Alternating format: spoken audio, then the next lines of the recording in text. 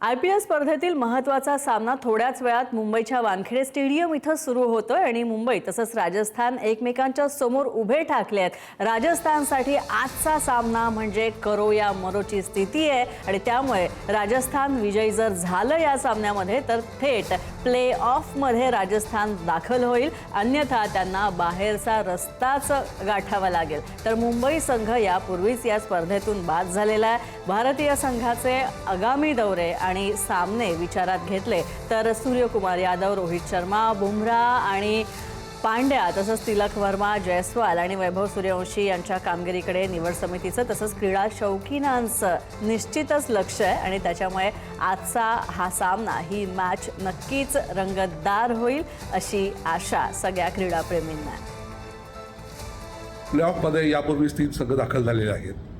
बेंगलोर, हैदराबाद आणि गुजरात यांनी प्लेऑफमध्ये प्रवेश केलेला आहे। आता 4थे स्थान कोण पटकावणार त्याच्याबद्दल उत्सुकता आहे, त्या या ठिकाणी आज आपल्याला स्पष्ट होईल। राजस्थान रॉयल्ससाठी हा सामना जिंकणं महत्त्वाचा आहे। त्यांनी जर हा सामना जिंकला तर ते थेट प्लेऑफमध्ये जातील आणि नंतर त्यांनाही स्पर्धेबाहेर जावं लागेल।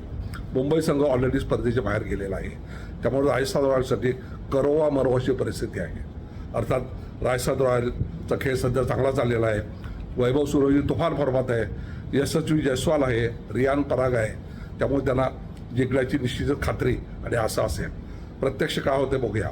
यात एक आणखी महत्त्वाची बाब आहे, भारतीय संघ यापुढे इंग्लंड, आयर्लंड, झिम्बाब्वे या ठिकाणचे दौरे करणार आहे।